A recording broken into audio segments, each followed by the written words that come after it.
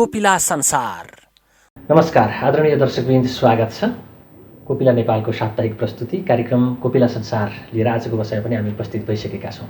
कोपिला नेपालले बालबालिका, महिला र अपाङ्गताको क्षेत्रमा काम गरिरहेको छ र पछिल्लो समय CPS GIZ सँगको सहकार्यमा विशेष गरी द्वन्द्व पीडित व्यक्ति, यातना पाएका व्यक्तिहरू र समुदाय आधारित महिला संस्थामा रहेर काम गरिरहेको छ र अझ पछिल्लो सन्दर्भलाई हेर्ने भने कोभिड-19 को सङ्क्रमण पश्चात यो कार्यक्रमलाई यतापट्टि फोकस गरिएको छ। हामी यही कार्यक्रम अन्तर्गत यो बसाइमा उपस्थित छौँ।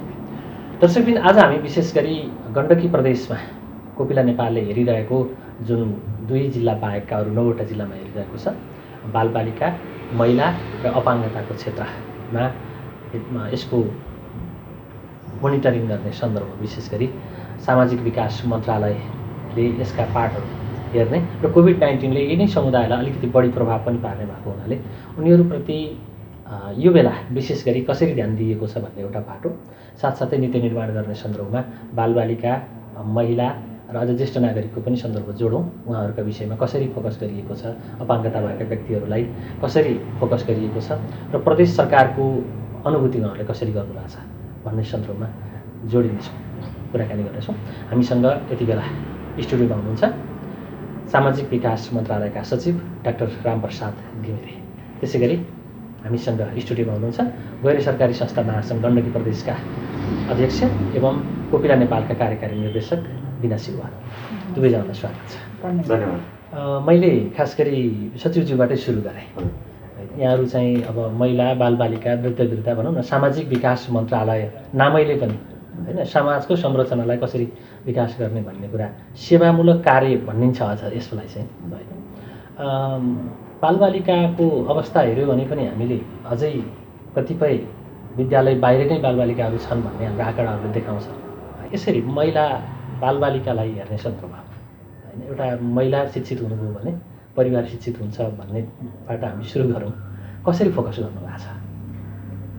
विशेष छ महिला बालबालिकाको क्षेत्रको समस्या चाहिँ विगत धेरै वर्षदेखि आएको समस्या भयो हुनाले एकैपटक निमित्यान्त त नहोला, तर हाम्रा इन्टरभेन्सनहरू, हाम्रा प्रयासहरू प्रोग्रेसिभ छन् कि छैनन् भन्ने चाहिँ अहिले हामीले हेर्दाखेरि खास गरी नीतिगत र कानुनी सन्दर्भमा भन्दा धेरै सुधारहरू आएको छ। हाम्रो संविधानमा भएको प्रावधानहरू, हाम्रो विभिन्न क्षेत्रगत कानुनमा भएका प्रावधानहरू, विभिन्न निर्देशिकाहरूको सन्दर्भमा भन्दाखेरि हामी विगतमा भन्दा ठुलो फड्नु मारेका छौँ। र नीतिगत तहमा मारेको फड्को चाहिँ तर कार्यगत तहमा पनि त्यसले चाहिँ प्रतिबिम्बित भयो भने मात्रै यसबाट चाहिँ हाम्रो अपेक्षित उद्देश्य हासिल हुने। यो सन्दर्भमा अहिले हामीले खास गरी यो विषयहरू चाहिँ हाम्रो प्रदेश सरकार र सङ्घीय सरकारको साझा सूचीको विषय हो।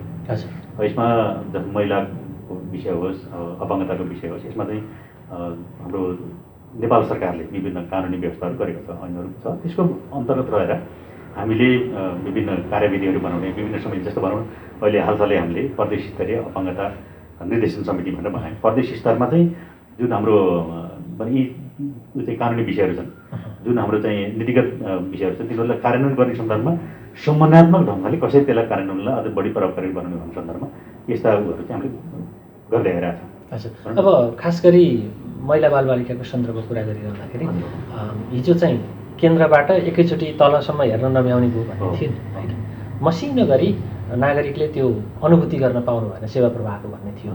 प्रदेश सरकार आइसकेपछि कतिको त्यो अनुभूति गर्न पाउनु नागरिकले भन्ने कतिपय कुरा चाहिँ भनौँ न अहिले हामीले जनताको डेफिनेटली जनताको नजिक पहिलाको भन्दा चाहिँ नजिक पुगेका छ। त्यो सन्दर्भमा खास गरी हामीले अब संरक्षण गर्ने सन्दर्भमा कतिपय ठाउँ त्यसमा चाहिँ हाम्रो भनौँ सङ्घ संस्थाहरूले चाहिँ सञ्चालन खर्च उपलब्ध गराउने कुराहरू भयो, चाहिँ कतिपय ठाउँमा चाहिँ सामग्रीहरू उपलब्ध गराउने कुराहरू हो, त्यो हामीले प्रत्यक्ष रूपमा गरिरहेको अवस्था छ। र यसमा अझै पनि खास गरी बालबालिकाको सन्दर्भमा चाहिँ यो जुन हाम्रो भनौँ सङ्घ स्तरमा भएको नेपाल सरकारको जुन स्तरमा भएको कानुन छ त्यसले पुग्दैन, पर्याप्त छैन, त्यसलाई केही ग्यापहरू छ प्रदेश स्तरमा कार्यान्वयन गर्ने सन्दर्भमा भनेर अहिले हामीले बालबालिका ऐनको ड्राफ्ट बनाएर यो कन्सल्टेसनको प्रक्रियामा छ। हामीले राय सुझावहरू सम्बन्धित मन्त्रालयहरूबाट लिने चरणमा छौँ। मलाई लाग्छ अब आउँदो अहिले उसमा चाहिँ संसद गर्दैछौँ, त्यो हामीले पेस गर्न सक्ने अवस्थामा हुन्छौँ। अब जहाँसम्म प्रभाव ठ्याक्कै के प्रभाव चाहिँ भनौँ न हामी सङ्घीय व्यवस्था आइसकेपछि पहिलाको उनीहरूको अवस्था र अहिलेको अवस्थामा के फरक पऱ्यो भन्ने सन्दर्भमा मैले अघि नै पनि इङ्गित गरेँ। यो प्रभावको तहमा जानलाई केही समय लाग्ने हुन्छ, तर पनि जनताले चाहिँ अब आफ्नो नजिक जस्तो जनताले सिधै भनौँ यहाँ चाहिँ आफ्नो प्रदेशमा आएर माग गर्ने, हामीलाई बजेट चाहियो, हामीलाई यो भनौँ न यो हाम्रो आवश्यकता छ, आवश्यकताहरू गर्न सक्ने त्यो अवस्थामा पुग्नुभएको छ। मलाई लाग्छ अलिकता भनौँ न सेवा प्रभाव गर्ने दूरी पनि घटेको छ र जनताले आफ्नो जनताको चाहिँ बढाउने गर्छ। यसको सन्दर्भमा अलिकता अझै हामीले चाहिँ जुन मेकानिजमहरू छ नि त्यसलाई अझै बढाउनु, जस्तो अहिले अपङ्गता परिस्थिति गरायौँ हामीले। अहिले भर्खरै प्रदेश सरकारले यो चाहिँ श्रमिकहरूको पनि प्रदेश चाहिँ श्रम चाहिँ सल्लाहकार परिषदको चाहिँ व्यवस्था गऱ्यौँ। त्यसै गरी एउटा कन्सल्टेसनको लागि चाहिँ मेकानिजम पनि बनाइरहेको छौँ हामीले। इन द मिन टाइम हामीले सर्भिस डेलिभरीको सन्दर्भमा जस्तो कतिपय सन्दर्भमा पूर्वाधार विकास गर्ने सन्दर्भमा पनि केही सहयोग हामीले उपलब्ध गरिरहेको छौँ। त्यो पर्याप्त छ छैन त्यो आफ्नो ठाउँमा छ। र कतिपय सन्दर्भमा सञ्चालन गर्ने सन्दर्भमा पनि जस्तो बालबालिका चाहिँ संरक्षण केन्द्रहरू भए होइन, ज्येष्ठ नागरिकको आश्रमहरू भए यिनीहरूलाई चाहिँ उपलब्ध गराइरहेको छौँ। हजुर, जस्तो उहाँले बताइहाल्नुभयो नि होइन, नीतिगत रूपमा अधिकार प्राप्त गर्ने एउटा पाटो रहेछ, व्यावहारिक रूपमा अधिकार प्राप्त गर्ने पाटो एउटा रहेछ होइन। हिजो सङ्घबाट टाढा भयो, अलिकति मसिनो गरी हेर्न बुझ्न पाइएन भन्ने थियो। अहिले स्थानीय तहलाई पनि त्यो खालको अधिकार प्रत्यायोजन गर्ने संविधान त व्यवस्था छ, यद्यपि व्यावहारिक रूपमा केही जटिलताहरू छन्, हामी सुन्छौँ बुझ्छौँ। तपाईँले महसुस चाहिँ कस्तो गर्नुभएको छ? खास गरी सरकारी संस्थाहरूले यस्तै फिल्डमा तपाईँ कोपिला नेपालले नै महिला बालबालिका अपाङ्गताको क्षेत्रमा अझ मसिनो गरी आफ्नो काम गरिरहेको हिसाबले कस्तो पाउनुहुन्छ उहाँको अवस्था? यो एकदमै जटिल विषय भयो क्या। म अहिले तपाईँ कुरा गरिरहँदाखेरि सम्झिरहेको थिएँ, म पोखरा आएको चाहिँ सन् 2000मा। त्योभन्दा पहिला म्याग्दी पर्वत बाग्लुङ त्यता काम गर्थेँ र मैले नेपालको लगभग 65वटा जिल्लाको गाउँमा गएर काम गरेको छु। यहाँ आजको दिनसम्म आइपुग्दा एकदम समुदायमा नै मान्छेको जीवनलाई प्रत्यक्ष रूपमा निहालेर काम गरेको छु। म पढेर भन्दा पढेर जानिन्छ भन्ने कुरालाई विश्वास गर्ने मान्छे। त्यो विश्वास अन्तर्गत रहेर हेर्दाखेरि पछिल्लो चरणमा आइसकेपछि नीति नियम कानुन संरचना हेऱ्यो भने सचिवज्यूले भन्नुभएको जस्तो एकदमै त्यहाँनिर केही न केही प्रगति भएकै छ। धेरै क्षेत्रमा त्यसले चाहिँ राम्रो फलान ठाउँमा गयो भने हुन्छ भन्ने खालको छ। मिडियाहरू समुदायसम्म पुगेको छ, समुदायका कुराहरू उजागर गर्ने ठाउँहरू पनि छ। विभिन्न सङ्घ संस्थाले समुदायमा गएर काम गरेका छन्। अनि टोलमा आमा समूहहरू, टोल विकास संस्थाहरू, विविध उसले संरचनाहरूले काम गरिराखेको अवस्था छ। तर मलाई जहिले पनि प्रश्न आउँछ कहाँनिर के कुराले अड्काइराखेको छ? जे कुरो नागरिकले साँच्चै प्राप्त गर्नुपर्ने हो त्यो कुरो प्राप्त गर्न सकिरहेको अवस्था छैन। केले अड्काएको छ त्यो मलाई थाहा छैन, तर अड्काइराखेको छ। अड्काइराखेको छ म कसरी भन्छु भने 5-7वटा अब थुप्रै उदाहरण छ त्यो आफैले भोगेको। अनि अब आमाको नाउँबाट नागरिकता दिने भनिएको छ। आज मात्रै न्युज मैले अन्नपूर्ण पोस्टमा प्रकाशित न्युज सुनेको थिएँ। 32 वर्षको केटाले चाहिँ आमाको नाउँबाट नागरिकता लिनको लागि सङ्घर्ष गरिरहेको छ र त्यो प्राप्त गरेको छैन। छोराले होइन, आमा पीडित भएर महिलालाई पीडित गराइएको कारण पुरुषहरू पनि पीडित हुनु पर्यो क्या। किनभने 32 वर्षको त पुरुष हो, अर्को ऊबाट जन्मिनु नै त्यो पुरुषको लागि पनि अभिशाप भयो। एउटा नागरिकताको कुरा गर्नुभयो भने त्यस्तो थुप्रै छ। अब आमाको नागरिकताको त कुरा भयो, तर कति आमाहरू यस्तो हुनुहुन्छ जो आमाकै नागरिकता छैन, आमाकै पहिचान छैन। किनभने अब हाम्रो नागरिकताको संस्कार बसेको त मैले थाहा पाउँदा 2048 पछाडि राम्रोसँग महिलाहरूको नागरिकताको वकालत भएको। मेरो आमाको पनि मैले थाहा पाएँ नागरिकता बनेको, मेरो सासूको मेरो बिहा गरेर पछाडि नागरिकता बनाएको। त्यो संस्कार थिएन हाम्रो महिलाहरूलाई चाहिन्छ भनेर। अहिले यो पछिल्लो चरणमा आइसकेपछि अब त्यो आमा हजुरआमासम्म नागरिकता छैन, बाउले हजुरबाउले नस्वीकार दिएपछि त्योबाट जन्मेका 3 पुस्ता 4 पुस्ता 5 पुस्ता चाहिँ बेनागरिक छन्। एउटा त्यो समस्या छ जुन कुरा राज्यले सम्बोधन संविधानले गरेको छ होइन, अन्तर्राष्ट्रिय कानुनलाई हामीले फलो गर्छु भनेको छ, तर प्र्याक्टिकल्ली त्यो हुन सकेको छैन। अहिले मात्रै तपाईँले अहिले कोपिला नेपाल भन्नुभयो, हामीले चलाएको सेफ होममा 11जना नाबालक बालबालिका 11 वर्ष मुनिका छन्, उनीहरूको पहिचान छैन।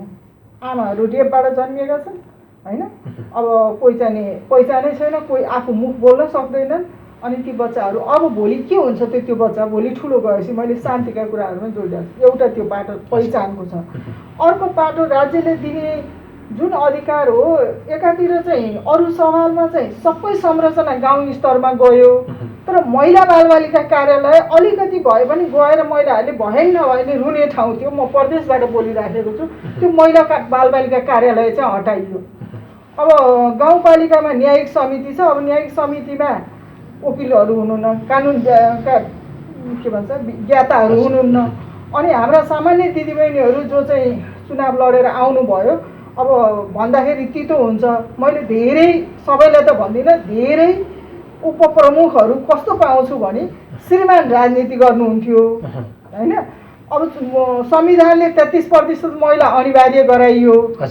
तिमीलाई दिन मिलेन, तिम्रो श्रीमतीलाई पठाइदेऊ अथवा तिम्रो छोरीलाई पठाइदेऊ, तिम्रो बहिनीलाई पठाइदेऊ भनेर निर्वाचित गराएको मान्छेहरू पर्नुभयो, जो राजनीतिमा प्रत्यक्ष हिँड्नु भएको छैन।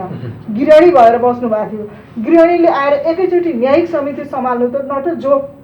अनि उहाँहरू आउँदाखेरि उहाँहरूले न्याय दिने प्रक्रियामा उहाँहरू आफै चाहिँ चुक्न बाध्य हुनुभएको छ। किनभने इन्फर्मेसन छैन, निर्णायक अधिकार छैन। अनि त्यहाँभित्र बाहुल्यता, अधिकांश अध्यक्षहरू पुरुषहरू हुनुहुन्छ। मैले धेरै महिलाहरू उपप्रमुखहरूसँग काम गरेको छु, कुरा गरेको छु कि। अनि उहाँहरूलाई निर्णय गर्ने बेला होइन यसो गर भन्नुहुन्छ, घर आएपछि श्रीमानले त्यही गरी भइहाल्यो नि त भन्नुहुन्छ। किनभने उहाँ पनि त्यही कल्चरबाट आउनु भएको छ होइन। मेरो श्रीमतीलाई यस्तो बनाउँछु भन्ने ड्रिम श्रीमानसँग छैन।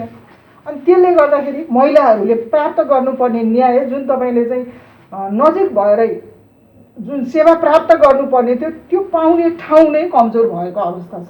त्यसलाई डह्रो बनाइएको छ। व्यावहारिक रूपले जे हुनुपर्थ्यो त्यो हुन सकेन, त्यो हुन सके छैन। अब अर्को भनेको तपाईँ कस्तो भने अब सङ्घीय सरकारले प्रदेश सरकारलाई जिम्मेवारी कति दिएको छ त्यो उहाँहरूले भोग्ने कुरा हो। अब त्यहाँनिर आउँदाखेरि कस्तो देखिन्छ भनेदेखि सबै कुरो दिएको छ तर खोज्दाखेरि केही नपाएको अवस्था हुन्छ कि। घरमा सबै चिज छ भनिन्छ, खोज्दाखेरि केही नभेटेको अवस्था हुन्छ। म हिजो एउटा उदाहरण, सचिवजी माइन्ड नगरिदिनु होला, एउटा उदाहरण दिन्छु। एकजना मान्छे चाहिँ नि छोरा क्यान्सरको रोगी छ, श्रीमती मानसिक रोगी छ। मलाई चाहिँ यहाँ फिस्टेल हस्पिटलले क्यान्सरको उपचार गर्न चितवन रिफर गर्यो। मसँग एक पैसा पनि छैन, जाने भाडा पनि छैन। को पत्रकारसँग त्यहीँ बसिरहेको थिएँ, बाहिर बसेर पत्रकारले चाहिँ कोपिलामा जा भनेर पठायो भन्नुभयो होइन।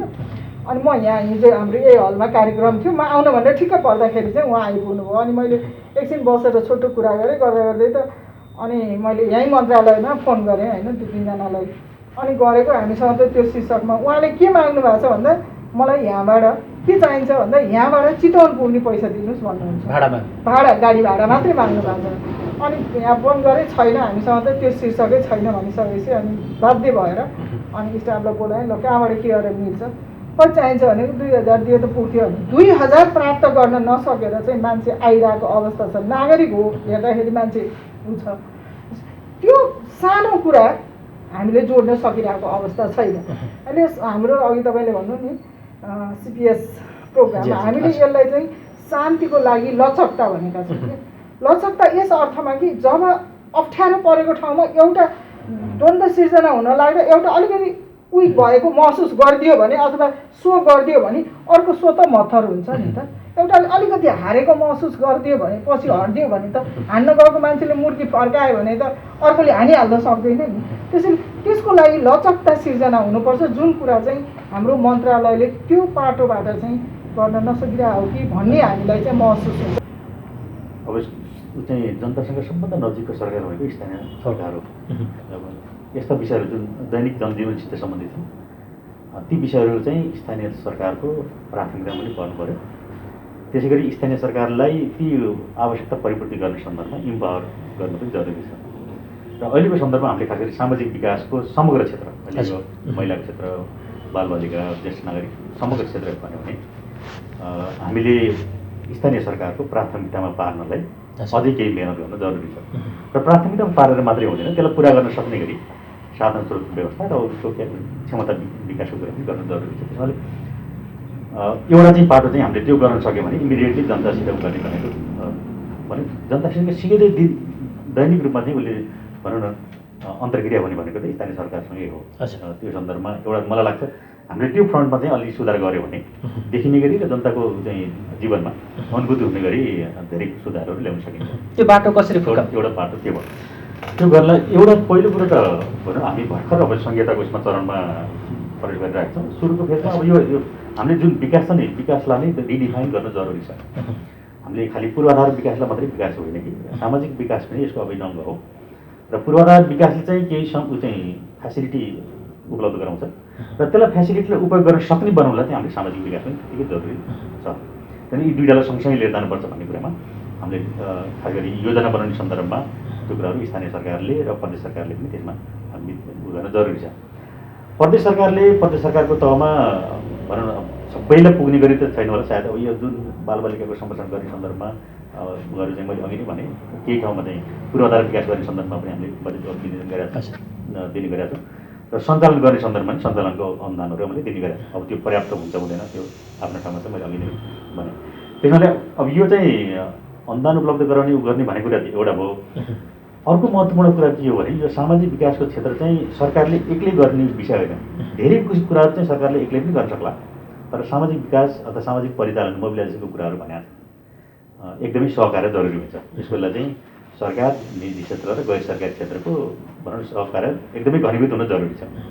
त्यो अब किन त कतिपय विषयमा जस्तो तत्काल राहत दिने कुरामा सरकारको तर्फबाट गर्दाखेरि चाहेर पनि केही गर्न नसक्ने अवस्था हुन सक्ला। किन सरकारले आफ्नो ऐन नियम नीति नियमहरूमा चल्नुपर्ने हुन्छ। त्यो अनुसार तत्काल जस्तो उहाँले अघि भन्नुभएको छ 2000 कसैले बाटा खर्च माग्यो भने मैले दिन सक्दिनँ। मेरो उसमा भनौँ न मैले व्यक्तिगत हिसाबले यो गर्ने कुरा बेग्लेको, तर मेरो भनौँ न हाम्रो उसले दिनु त्यसमा कसले गर्ने त भन्दाखेरि त्यसमा चाहिँ अलिकति फ्लेक्सिबल कस्तो हुन्छ, निजी क्षेत्रको अलिकति फ्लेक्सिबल होला, गैर क्षेत्रको चाहिँ फ्लेक्सिबल होला। त्यसैले यो चाहिँ सबैको समन्वयात्मक प्रयास त्यत्तिकै जरुरी छ। कतिपय त कुराहरू चाहिँ के हुन्छ भन्दा अब खास गरी जो व्यक्तिले चाहिँ समस्यामा परिरहेको छ त्यो व्यक्ति अब भनौँ न समस्या बताउन सक्ने अवस्थामा पनि नहुन सक्छ। त्यसको लागि पनि हाम्रो गैर सरकारी संस्थाले उनीहरूको तर्फबाट एडभोकेसी गर्नुपर्ने, उनीहरूको समस्या चाहिँ लिएर उजागर गरिदिनुपर्ने व्यवस्था छ। मलाई लाग्छ हाम्रो सन्दर्भमा चाहिँ त्यो भनौँ न जुन एडभोकेसीको ती कुराहरू पनि निरन्तर रूपमा भइरहेको छ। त्यति हुँदाहुँदै पनि भनौँ न समस्याहरू त यता कता आउने गरेको छ। कतिपय सन्दर्भमा हाम्रो ऐन नियम संविधान कानुनले बाध्यात्मक व्यवस्थाको सिर्जना गरेका छ होइन। जस्तो सहभागिताको कुरा गऱ्यो भने महिला 33% सहभागिताको कुरा हामीले संविधानमा त उल्लेखै गरेर अगाडि बढाए विषय होइन। त्यसै गरी कति प्रतिशत यो क्षेत्रमा छुट्याउने भन्ने कुराहरू पनि एक किसिमले छुट्याइन्छ पनि, तर कार्यान्वयनमा जाने सन्दर्भ जब त्यो बजेटलाई फलदायी बनाउने सन्दर्भ हुन्छ, महिलाको विषय सिप विकास गर्नु छ भने त्यो महिलाको शीर्षकमा छुट्याइएको बजेट ठिक छ, महिलाले प्रयोग गर्ने बाटो हो त्यतापट्टि लगेर खर्च गरियो भन्ने खालका जवाबहरू हामी सुन्छौँ विगतदेखि। एक किसिमको भोग्दै आएको स्थानीय तहको लेभलको किन नहोस् अथवा अहिले प्रदेश तहको लेभलमा किन नहोस्, यसलाई चाहिँ कसरी फोकस गरेर प्रतिफल हासिल कसरी गराउने? यस्तो छ, यसमा हामीले हेर्दाखेरि नि हामीले प्रभावहरू हेर्दा के छ भन्ने हेर्दाखेरि पहिलाकोसित तुलना गरेर हेर्नुपर्ने हुन्छ। कतिपय कुरा के हुन्छ यस्तो भने पहिले जस्तो मैले 46 सालभन्दा अगाडिको चाहिँ प्रशासनदेखि नै हेरेको त्यो गर्दाखेरि हामी तुलना गर्दा धेरै कुरा फरक मारेका छौँ। तर यसको मतलब यो होइन कि यो पर्याप्त भयो भने पर्याप्त त कहिले पनि हुँदैन होइन। त्यो अब जहाँसम्म अब अलिकति उहाँले चाहिँ त्यो भनौँ न पोलिटिकल लेभलमा चाहिँ प्रेजेन्स चाहिँ भयो, उपस्थिति चाहिँ भयो भनौँ स्थानीय तहमा गाउँदेखि लिएर प्रदेश सबै तहमा प्रेजेन्स केही मात्रामा छ। कुनै पनि अब कार्यकारी तहमा त्यसमा स्टिल अब हामीले क्वेसन गर्न सक्छौँ होला, तर धेरै हिसाबमा चाहिँ अब प्रतिनिधित्वको हिसाबमा चाहिँ हामीले धेरै फरक मारिसकेको अवस्था छ। पहिचानको सन्दर्भमा पनि धेरै हामीले गरिसकेका छौँ। अब तर त्यसलाई चाहिँ के भने पहिचान र प्रतिनिधित्वले चाहिँ मात्रै पुग्दैन, त्यसलाई चाहिँ दैनिक जनजीवनमा चाहिँ जुन हाम्रो त्यसलाई ट्रान्सलेट हुनुपर्ने, त्यो प्रतिबिम्बित हुनुपर्ने त्यो कुरामा हामीले एकदमै जोड पुऱ्याउनु पर्ने, जोडबल गर्नुपर्ने छ अझै पनि। र यहाँनिर मैले खालि राजनीतिक कुरामा प्रवेश गर्दिनँ। जस्तो निर्वाचनमा कस्तो व्यक्तिहरू आउनु भएन त्यो चाहिँ मैले त निर्वाचित भइसकेपछि सरकारहरूमा स्थानीय सरकार हो, प्रदेश सरकार हो, त्यो मान्नुपर्ने हुन्छ। हामीले त्यसमा चाहिँ मैले गर्दिनँ। तर पनि के हो भने हामी जुन चाहिँ भनौँ न स्थानीय स्तरमा चाहिँ उनीहरूले नागरिकहरूले चाहिँ समस्या भोगिरहनु भएको छ त्यो सन्दर्भमा चाहिँ एउटा भनौँ न एउटा डाटाबेस बनाएर कुन उसमा चाहिँ हाम्रो के समस्या छ भनौँ त्यो सन्दर्भमा चाहिँ उसले स्थानीय सरकारले मात्रै एक्लै पनि उसलाई गाह्रो पर्न सक्छ कतिपय कुराहरूमा। किनभने उसको एउटा मात्रै छैन नि। हामीले एउटा क्षेत्रको कुरा गर्दाखेरि हामीले सामाजिक विकासको क्षेत्र एकदम महत्त्वपूर्ण भन्छौँ। अर्कोतिर नागरिकहरूको किनभने स्थानीय सरकारले त नागरिकको आवाज त उसले पनि सुन्नु पऱ्यो, नागरिकहरूको डिमान्ड अरू कुराहरूमा पनि हुन्छ, सबै कुरालाई समन्वय गर्नुपर्ने भयो हुनाले उसले चाहिँ भने एउटै क्षेत्रलाई मात्रै उसले फोकस गर्न सक्दैन होला। तर पनि मैले फेरि के जोड दिन चाहन्छु भने हामीले चाहिँ अब अहिले निरन्तर रूपमा स्थानीय सरकारसँग हाम्रो चाहिँ सहकार्य बढाउन खोजिरहेछौँ, उहाँसँगको इन्टरफेस हामीले बढाउन खोजिरहेछौँ। पटक पटक हामी चाहिँ यो जुम मिटिङमा अहिले खास गरी यो पछिल्लो समयमा सबै स्थानीय तहसँग हामी बसिरहेछौँ। त्यो सन्दर्भमा चाहिँ हामीले यो सामाजिक विकास चाहिँ महत्त्वपूर्ण भाग हो है, यसलाई चाहिँ हामीले नजरअन्दाज नगरौँ। किनभने सामाजिक विकासमा चाहिँ हामी पछि पऱ्यो भने हामीले चाहिँ भनौँ जस्तो अहिले भनौँ न बालबालिकामा गर्ने खर्च चाहिँ हाम्रो खर्च होइन, त्यो हाम्रो लगानी हो भन्ने चाहिँ अनुभूत गराउन सक्नुपर्ने हो। महिलामा दिने चाहिँ कुनै लगानी अथवा कुनै दयामाया होइन, त्यो हाम्रो लगानी हो अनि सबैको उसमा चाहिँ हुन सक्यो भने आखिर किन भन्दा नसक्ने वर्गलाई चाहिँ भनौँ न संरक्षण गर्ने र नसक्ने वर्गलाई सहयोग पुर्याउने भनेको राज्यको दायित्व हुन्छ। ठिकै छ। अब खास गरी गैर सरकारी संस्थाहरूको फोकसिङ पनि यसरी नै अब समुदायलाई माथि उठाउने, उनीहरूका अधिकारका बारेमा बोल्ने होइन, यो गर्नुपर्छ है, ऐन नियम कानुनले यो भन्छ भन्ने गरिरहनु भएको छ। कतिपय सन्दर्भमा यहाँहरूलाई आरोप पनि खेप्नु भएको छ, अधिकारका कुरा मात्रै गरिदिनु भयो, कर्तव्य सिकाइदिनु भएन अथवा कर्तव्यको कुरै गर्नु भएन भन्ने आरोपहरू पनि छन् होइन। कसरी लिनु भएको छ व्यवहारिक रूपमा अगाडि बढ्ने कुरालाई? अनि व्यवहारिक रूपमा कुरा त अलि सजिलोले भन्नुभयो जस्तो हामी पहिला र अहिलेको तुलना गरेर हेऱ्यो भनेदेखि महिला जहिले पनि आउँछ। पहिला चाहिँ 35% टोटल बजेटको 35% चाहिँ भनौँ न मानव संसाधन विकास कि के शीर्षक भन्थ्यो, त्यो चाहिँ सशक्तिकरणमा लगानी हुन्थ्यो।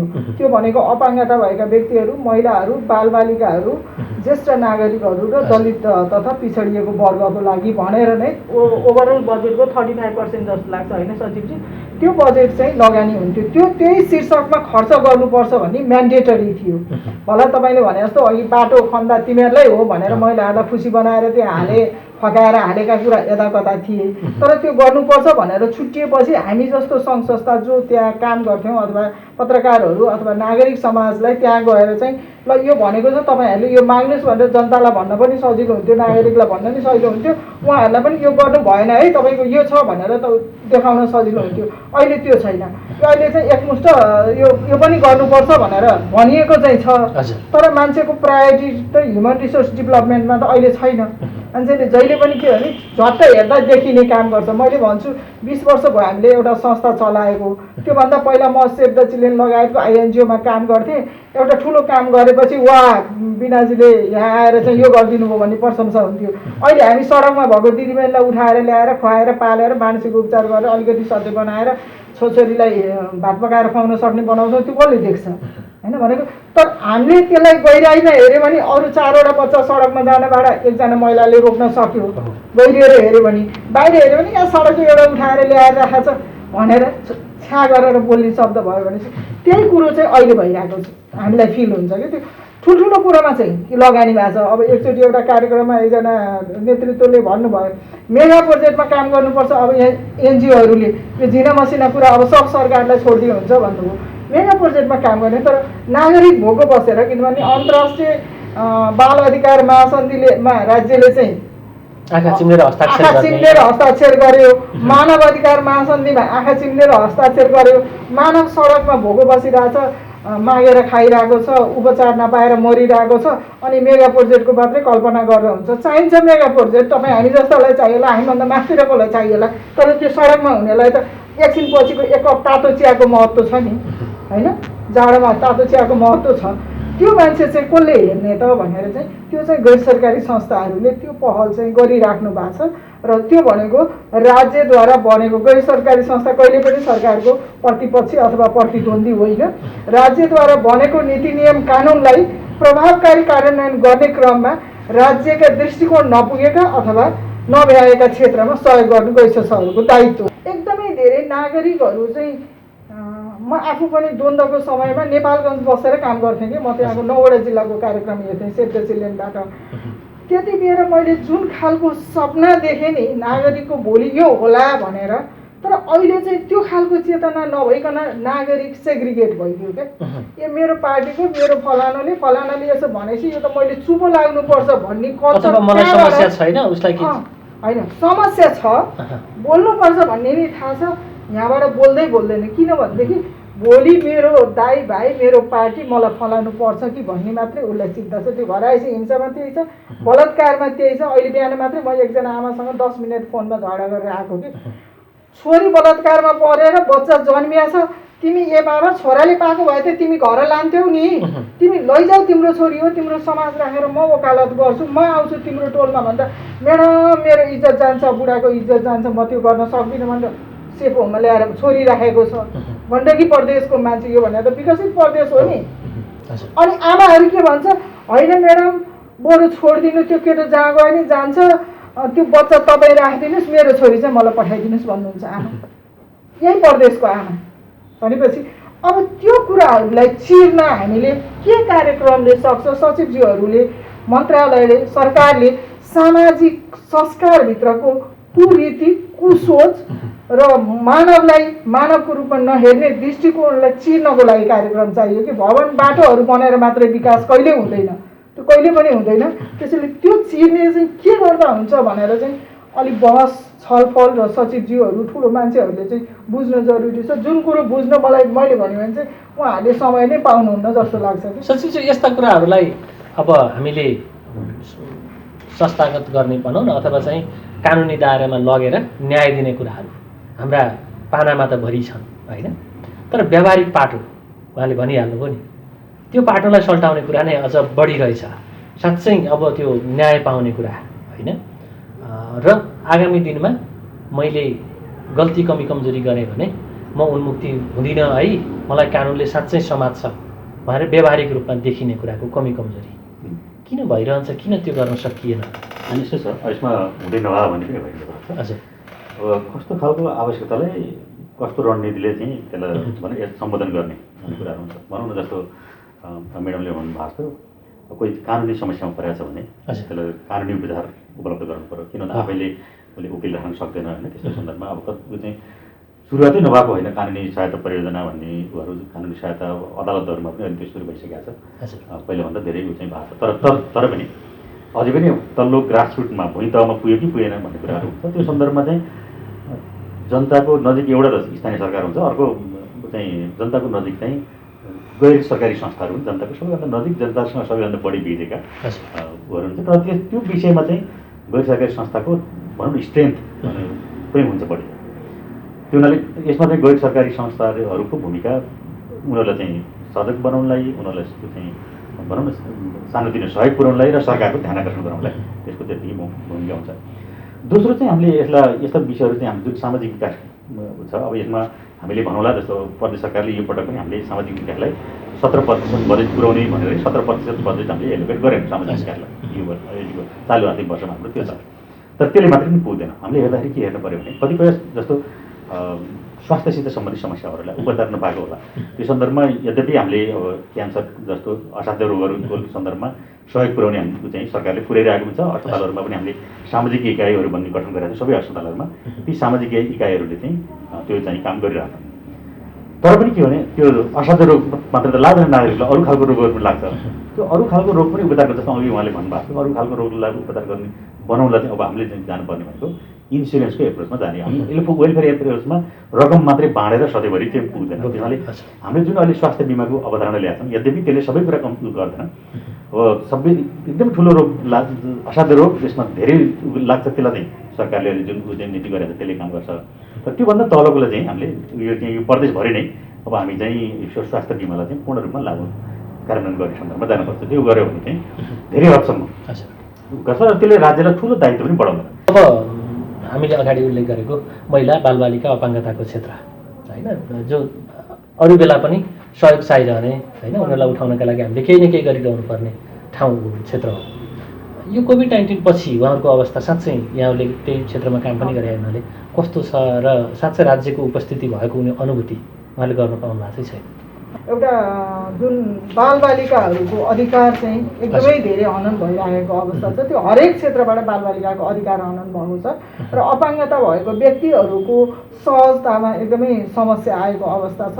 र अर्को चाहिँ सचिवजी यो एउटा गर्नै पर्ने काम के देखेछु भने मैले हामीले न्यायिक प्रणालीसँग बसेर एउटा बहस चलाउनु पर्यो। तपाईँहरूको मिडियाले पनि त्यसमा पहल गरिदिनु पर्यो। अदालत अहिले चाहिँ अदालतबाट हुने निर्णयहरू चाहिँ महिला र बालबालिकाको सवालमा मैले बुझेअनुसार अब अहिले पछिल्लो म नबुझेको पनि हुनसक्छु 90 डेजभित्रमा चाहिँ निर्णय हुनुपर्छ भनिएको छ।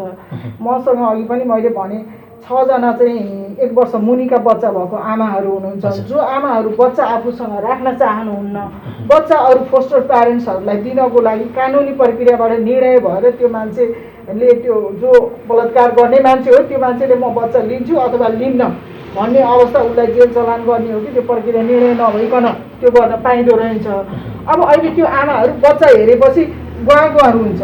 ब्रेस्ट फिडिङ नगरौँ, म बाल अधिकारमा 18 वर्ष काम गरेको मान्छे, ब्रेस्ट फिडिङ नगरौँ अहिले पनि बाल अधिकार छ। त्यो बच्चाको जन्मसिद्ध अधिकार नै हनन भयो। आमाले दुध खुवाउन लैजाउँ, 13 वर्षको नानी बच्चा कहाँ राख्छ र ब्रेस्ट फिडिङ गर्छ, अनि त्यसपछि ऊ आफै रुन थाल्छ। अब त्यो कम्तीमा निर्णय भइदिए त अर्को बच्चा नभएको मान्छेहरू फोस्टरिङको लागि एकदमै होइन त्यो कानुनी प्रक्रिया छ, फुत्त लगेर दिने होइन, त्यो प्रक्रियागत रूपमा गएर लिने मान्छेले लिन पाउँथ्यो। 9 महिना 10 महिनादेखि केस अदालतमा छ, फैसला भएको छैन सचिवजी। अब त्यो भन्न कहाँ जाने होइन। धेरैचोटि मैले अब फोन गर्छु वकिल साहबहरूलाई, साथीहरूलाई फोन गर्छु, यसो गरिदिनु न प्लिज भन्छु, निर्णय नै हुँदैन भनेपछि एउटा अनिर्णयको बन्दी बनाएर त्यो महिलाहरूलाई झन् ट्रमा थयो। अनि अर्को समस्या के हुन्छ, जति बच्चा ठुलो भयो त्यति फोस्टरिङले लिँदैन, अनि त्यो नलिनेपछि अनि त्यो बच्चाको पहिचान कसरी दिने होइन। भोलि ऊ त नागरिक हुनु पऱ्यो। अघि नै मैले भने 32 वर्षको केटो बेनागरिक भइरहेको अवस्था छ। अर्को एउटा आत्महत्या नै गर्यो नागरिकता नपाएको कारणले होइन। त्यो घटनाहरूलाई कसरी न्यूनीकरण गर्ने भनेर चाहिँ कानुनी प्रक्रियालाई डह्रो बनाउन पनि एकखालको प्रतिबद्धता सामाजिक विकास मन्त्रालयको सचिवज्यूले यस्ता खालका समस्याहरू सुन्नुभयो होइन रहेछन्। अब हामी यो ढङ्गले जान्छौँ र भोलि न्याय पाउँछौँ, हामीलाई हेरिरहनु भएका दर्शकहरूलाई एउटा आश्वस्त पार्ने केही यसमा यस्तो छ। मैले चाहिँ जस्तो उहाँले दिएको उदाहरण दिनुपर्ने त्यो चाहिँ ब्रेस्ट फिडिङको कुराहरू, त्यो उसमा ब्रेस्ट फिडिङ उसको बच्चाको राइट हो। उहाँले जुनसुकै उसमा पनि के अरे उसले आमाले चाहिँ ब्रेस्ट फिडिङको हक चाहिँ उसको छिन्नु हुँदैन भनौँ, त्यसलाई चाहिँ उल्लङ्घन गर्नु हुँदैन जुनसुकै हिसाबले पनि, त्यति चाहिँ भन्न सकेँ। त्यसपछि मैले चाहिँ हामीले गर्न सक्ने भने के भने हामीले चाहिँ जस्तो अदालतमा विचाराधीन भएको विषयलाई चाहिँ अदालतमै इन्टरभेन गर्ने भन्दा पनि हामीले जुन सब चाहिँ डिमान्ड साइड छ नि, डिमान्ड साइडलाई स्ट्रङ बनाउन सक्छौँ। जस्तो उहाँले इम्पावर गर्न सक्नुहुन्छ, हामीले चाहिँ जस्तो निःशुल्क कानुनी सहायता दिन सक्छौँ, त्यो कुराहरूबाट उहाँलाई चाहिँ गर्न चाहिँ सकिन्छ। यो सन्दर्भमा चाहिँ अन्त्यमा हामी केही गैर सरकारी संस्थाको तर्फबाट र कोपिला नेपालकै तर्फबाट पनि हाम्रो त खासमा अघि नै धेरै कुरा आइसक्यो होइन। हाम्रो अनुरोध भनेको सरकारको सिस्टम जति बन्छ त्यो बनेको सिस्टम चाहिँ प्रभावकारी रूपमा कार्यान्वयनमा जाओस् र त्यो गर्न गैर सरकारी संस्थाहरूले यो गर्नुपर्छ भनेर हामीलाई निर्देशित होस्। हामी भनेको सरकारभन्दा माथि होइन, मैले अघि नै भने हामी सरकारको नियमलाई पालना गर्ने हुँदा यो काम गैर सरकारी संस्थाहरूले गर्नुपर्छ। तिमीहरू यसरी चल्नुपर्छ, सरकार यो ठाउँमा पुग्न सकेको छैन, यसलाई प्राप्ति गर्न सकेको छैन, यो गरेर तिमीहरूले यो रिपोर्ट गरिदेऊ भनेर हामी स्टेबल गभर्मेन्ट जहिले पनि चाहेको, अब पहिला पनि त्यही हो, अहिले पनि त्यही हो र पछि पनि त्यही हो। त्यसको लागि चाहिँ सरकारले गैर सरकारी संस्थाहरूलाई सहजीकरण, समन्वय र सहकार्यमा अगाडि जानु पर्यो। त्यो भयो भने मात्रै अघि नै सचिवज्यूले भनिसक्नुभयो, हामीले जहाँ पुग्न भनेर एउटा भनौँ न अहिले चाहिँ नयाँ नेपालको कल्पना गऱ्यौँ, त्यो नयाँ नेपाल प्राप्त गर्नको लागि हामी सहकारी हुनुपर्छ। सरकारको नीति नियम कार्यान्वयन हुनुपर्छ, व्यावहारिक रूपमा अनुभूत गरेको होइन। बाउ हाम्रो अभिभावकहरू छ है होइन, गैर सरकारी संस्थाले पनि हेर्छ, अझ माथि सरकारले हामीलाई न्याय दिन्छ। मैले अघि नै भनिहालेँ, लचकता सानो भए पनि ल ठिक छ, हामी त अहिले त छैन भने यो प्रदेशको 7वटा मन्त्रालयको सचिवज्यूहरू र मन्त्रीज्यूहरू बसेर ल यो सवाल आयो, सवाल चाहियो भने हामी उपलब्ध गराउँछौँ, यो सवाल आयो कसरी समाधान गराउँ त, ल हाम्रो प्रदेशको एउटा केही नयाँ संरचना बनाऊ, नयाँ कल्पना गरौँ, यसरी जाउँ, यसमा पत्रकारहरूलाई राखौँ, यसमा नागरिक समाजलाई राखौँ, यसलाई सरकारको जिम्मेवार मान्छेलाई राखौँ, कानुनका ज्ञातालाई राखौँ र हाम्रो प्रदेशमा कम्तीमा नागरिकहरू नहौँ। भोलि हजुर हामी त अब कपाल पुरिसकेको मान्छे, हाम्रो बुढेसकाल एकदम बुढ्यौलीमा हामी आवाज उठाउन नसक्ने बेलामा त्यो छोरी चेलीहरू अनाथ भएर गोली हानेर हिँडे रे, यो गरेर हिँडे रे, भोलि त्यो बच्चाहरू त गर्छ नि हजुर। मैले भने मेरो 10जना बच्चाले भोलि मलाई हान्न सक्छ, तैँले किन पालिस्, किन हुर्काइस्, त्यतिमा मरेको भए त अहिले म नागरिकता छैन भनेर रोजगारीमा जान नपाउने त हुन्थेन। त्यसले त मलाई प्रश्न गर्छ नि, अहिले पाल्नु त मैले ठुलो माने हुँदा मलाई सबैले वाह पनि गर्नु भएको छ, तर भोलि त्यो बच्चाले औलो ठडाउँदा मैले के जवाफ दिने, सचिवज्यूले के जवाफ दिने, यहाँको मन्त्रीज्यूले के जवाफ दिने, सामाजिक विकास मन्त्रालयको हलमा हामी बोलिरहेको छ भने त्यो अवस्था नआउनको लागि हामीले प्रदेश स्तरको कुनै एउटा यो कुरा चाहिँ हुनैपर्छ है। भोलि संविधानले त्यसलाई स्वीकारेको छैन भने हामी संविधान त फेरेर आएको ल यो बनाऊ, यो बच्चाको बाउ पत्ता लाग्यो भने त्यति बेला हामी जन्मदत्ता च्यातेर बाउको नाम लेख्छौँ, यो बच्चाको चाहिँ नि बाउ पत्ता लाग्यो भने बनेको नागरिकता च्यातेर बाउको नाम लेख्छौँ, त्यो एउटा प्रावधान क्लजहरू राखेर वकिल साहबहरू न्यायाधीशज्यूहरूसँग बसेर एउटा संरचना बनाएर बेनागरिक पहिचानविहीन नागरिक नहोस्, भोको र नाङ्गो नागरिक नहोस्।